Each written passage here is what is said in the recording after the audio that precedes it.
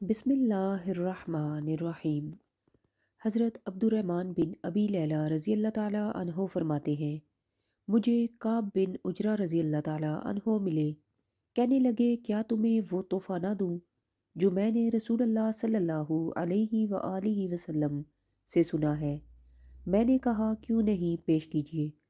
آپ نے فرمایا کہ ہم نے رسول اللہ صلی اللہ علیہ وآلہ وسلم سے عرض کیا، یا رسول اللہ صلی اللہ علیہ وآلہ وسلم، بے شک اللہ عز و جل نے ہمیں آپ پر سلام بھیجنا سکھا دیا، لیکن ہم آپ پر اور اہل بیت پر درود کیسے بھیجیں؟